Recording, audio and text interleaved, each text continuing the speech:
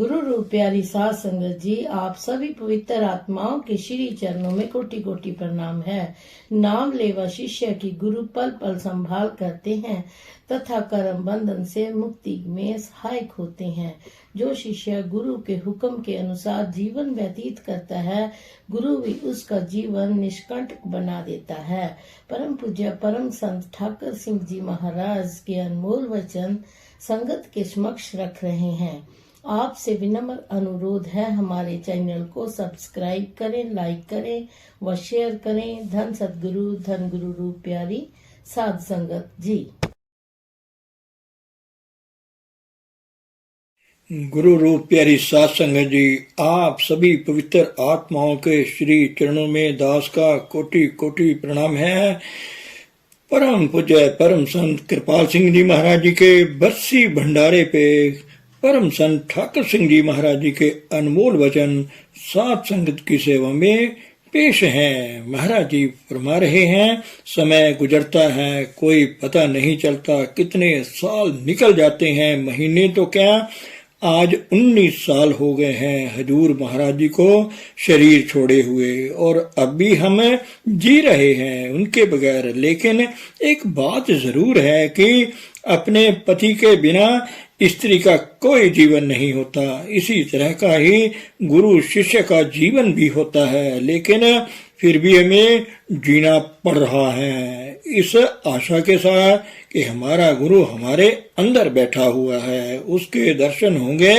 सतिया ए ना अखियन ओ मड़िया लग जलन, नानक सतिया जनियन जे मिरवे चोट मरण। लेकिन एक और भी दर्जा है सती का, पीते सतिया जानियन सीर संतोख रहन। अपने गुरु के लिए ही अपना जीवन उनका हो, अपना जीवन उनके वचनों अनुसार ही चलाए रखें, तभी तुम परमेश्वर के साथ गुरु के साथ जुड़े हुए हो। तुम्हारा रिश्ता बना हुआ है, वह पक्का रिश्ता है, लेकिन उन्हें जाना पड़ता है, उनकी ड्यूटी खत्म हो जाती है। बाबा जयमल सिंह जी महाराज जब उनका आखिरी अंत समय था, तब बार बार दरवाजे की तरफ देख रहे थे तो एक फौजी अफसर आया, उनको नाम दिया और कहने लगे, भाई मैं तेरा इंतजार कर रहा था, वह जो लिस्ट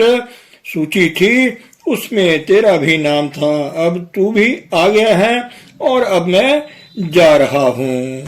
और बाबा सावन सिंह जी महाराज के समय में मेरे हजूर ने अरदास की कि महाराज आप जो भी नाच नचाओगे हम नाचेंगे, लेकिन आप हमारी आंखों के सामने बैठे रहो, आप कुछ ना करना, कहीं नहीं जाना, हम ड्यूटी करेंगे, परंतु आप हमारे सामने रहो। कहते अच्छा, और मेरे हजूर का नाम लेकर कहने लगे कि जरा ऊपर देखो। और फिर बाबा जयमल सिंह जी ने कह दिया सबको, क्योंकि सभा ने तो फैसला कर लिया था कि संगत बहुत उदास है, इनको और थोड़ा समय रहने दो। तो बाबा जयमल सिंह जी ने कहने लगे, नहीं, मेरे बच्चे ने बहुत दुख भोगे हैं, अब इससे ज्यादा दुख मैं सहन नहीं करूंगा और उसे दूंगा। अब वह वापस आएगा और इसको मैं यहाँ नहीं रहने दूंगा। फैसला कर लिया और उन्होंने वीटो पावर प्रयोग कर ली, क्योंकि जिसका बच्चा होता है उसको पूरी अथॉरिटी अधिकार होता है। और कहने लगे, अच्छा भाई, मेरे हजूर का नाम लेकर बाबा जी कहने लगे कि भाई सुन लिया, क्या यह मेरे बस की बात है? क्या मैं अपनी मर्जी से जा रहा हूँ या अपनी मर्जी से रह रहा हूँ? तो मेरे ऊपर भी तो मेरे पिता का, मेरे गुरु का कंट्रोल है, नियंत्रण है, और उसकी आज्ञा और हुक्म मैं बजाऊं। करना जो है वह जो कहेंगे वही करेंगे, ना तेरा यहाँ कोई प्रभाव है ना मेरा कोई प्रभाव है, और हुक्म में रहना है। और बच्चों, हुक्म में रहो। सो मेरे हजूर का यह 15 अगस्त को जो ऊपर से फैसला हो गया, तो हजूर महाराज जी ने फिर संगत से भी छुट्टी ले ली कि अच्छा भाई, आज आजादी का दिन है, आप आजाद होना चाहते हो ना? संगत ने तो कहना ही था कहते, अच्छा भाई मुझे भी आजादी की जरूरत है, मुझे भी आप आजाद कर रहे हो। तो संगत को क्या पता, यह संगत भोली भाली है, संगत को क्या पता है, दुनियादारी में तो बड़ी तिखी है लेकिन रूहानियत में बड़ी भोली भाली है, कोई पता नहीं है। तो सभी ने हाथ खड़े कर दिए और हाँ महाराज जी, यदि आपको आजादी की जरूरत है तो हमें भी आजादी की जरूरत है। तो अच्छा भाई, मैं आज से फिर आजाद होना, और वह आजाद हो गए। उसका फिर जो असर हमारे ऊपर पड़ा, उसका फिर हमें बाद में पता चला कि हमने ये क्या गलत किया है। लेकिन यह बात जरूर है कि जो महापुरुष संसार में आता है उसको जो दुख उठाना पड़ता है, वैसे तो बाहर का जो भी दुख है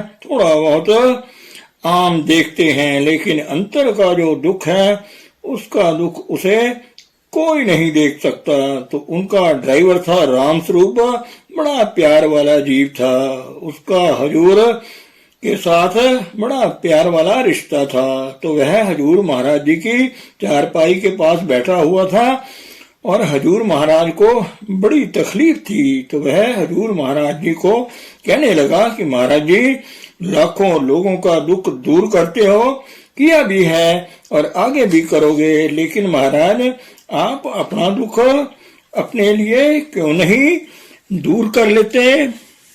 आप इतनी तकलीफ में हो। तो हजूर महाराज जी ने उसकी बात का जवाब नहीं दिया, आंखें बंद कर ली और राम स्वरूप कहता है, मुझे बहुत ही पश्चाताप हुआ कि पता नहीं मैंने कौन सी गलती कर दी है कि पहले तो हजूर आंखें खोले हुए थे और देख रहे थे, लेकिन अब तो उन्होंने मेरे सवाल करने से आंखें ही बंद कर ली हैं और मैंने कोई बड़ा भारी अपराध किया है, गलती की है। फिर कहने लगे कि महाराज, अगर मेरे से कोई गलती हो गई है तो माफ कर दो, मैंने ये सवाल शायद आपको गलत कर दिया है। तो हजूर महाराज उस समय राम स्वरूप को कहने लगे, उसके पूछने पर कि मेरे अंदर इतनी आग जल रही है, इतनी अग्नियां जल रही हैं कि अगर सारे नरकों की अग्नियां भी इकट्ठी कर ली जाएं तो उससे भी ज्यादा। अब मैं क्या पता कि हमें वो यह बाहर की जो आग है वह ही बहुत गर्म है, बहुत गर्म है, वह भी जलाती है, लेकिन नरकों की अग्नियां जो हैं उनका तो इतना ज्यादा प्रभाव होता है, इतनी ज्यादा तपिश होती है कि परमेश्वर ही बचाता है उस आग से।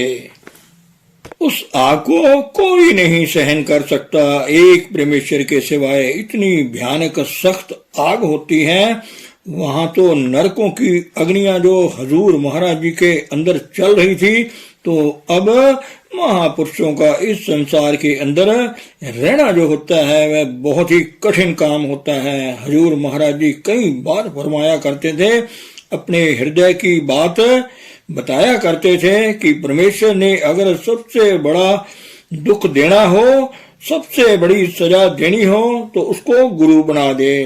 तो मतलब है कि इससे बड़ा दुख और इससे भी बड़ी सजा ना नरकों में है, ना संसार में, लोक में या परलोक में नहीं है, जो गुरु को उठानी पड़ती है। लेकिन गुरु इसको सजा नहीं समझता, इसे अपने हृदय में स्वीकार करता है और उसको भोगता है, क्योंकि जो भी संसार का दुख है वह कहता है मैं मुझे लग जाए, संसार राजी ठीक खुश हो जाए, मुझे यह दुख हो जाए तो कोई बात नहीं। और वह उनके जीवन से ही ऐसा पता चलता है कि एक जो रामानंद जी हुए हैं महापुरुष, तो वह अपने गुरुदेव से नाम लेकर आए, तो उन्होंने आगे कुछ भाई इकट्ठे किए, 500 उनको नामदान देना शुरू कर दिया, बताना शुरू कर दिया कि यह नाम है। तो वहां एक और भाई भी खड़ा था नाम लेवा, तो कहने लगा कि तू ये क्या कर रहा है, तुमने यह क्या किया, अगर तू किसी को ये बताएगा तो बहुत बड़ा अपराध है। तो कहने लगा, हाँ अपराधी तो मैं हूँ ही, जो गुरु का कहना नहीं माना, लेकिन इसकी सजा क्या होती है, तुम्हें नरकों में जाना पड़ेगा। कहता, अच्छा अगर 500-600 को नरकों से छुटकारा मिल जाता है, उनकी नरकों की सजा माफ हो जाती है और मुझे अकेले ही नरकों की सजा मिलती है, तो मैं उसको स्वीकार करता हूँ।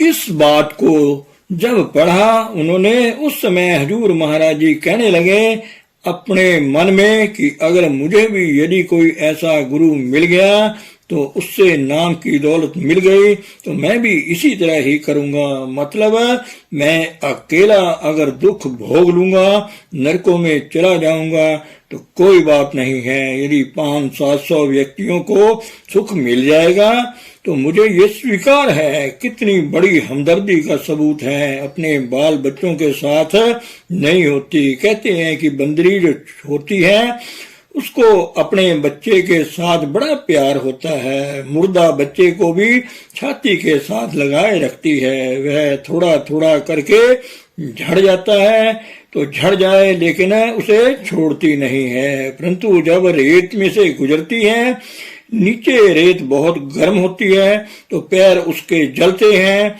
उसको सहन नहीं कर सकती तो अपने बच्चों को नीचे रखें, उसके ऊपर खड़ी हो जाती है और आप सुख में आ जाती है। कहती है मैं तो बच गई हूँ, बच्चे का जो इतना प्यारा था उसका कोई पता नहीं है। मतलब है कि इस संसार में यह एक उदाहरण आती है बंदी के प्यार की।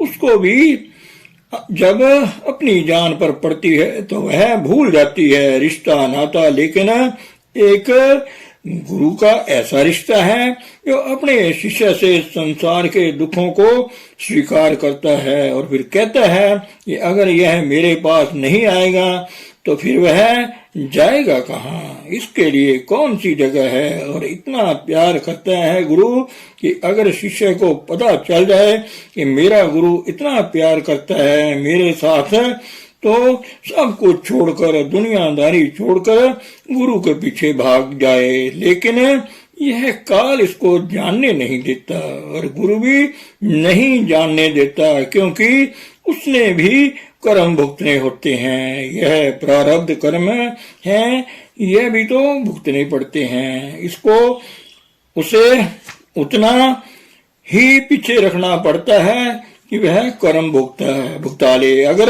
तेरा जो रिश्ता है मेरे साथ पक्का है और उस समय फिर पूरा मिलाप हो जाता है। और मिलाप है, अगर मैं इस संसार में हमदर्दी का कोई रिश्ता है, कोई सज्जन है तो सतगुरु है। कौन सतगुरु? सतगुरु सत्य स्वरूप है जो हमारे अंतर में फिर प्रकट होता है, बाहर भी होता है। ऐसी हस्तियों में से मेरे हजूर परम संत कृपाल सिंह जी महाराज थे। तो हम कितने भाग्यशाली हैं, कितने भाग्यशाली हैं। कृपा करे ता सतगुरु मेले हर हर नाम ध्याए। धन सतगुरु, धन गुरु प्यारी सात संगत जी।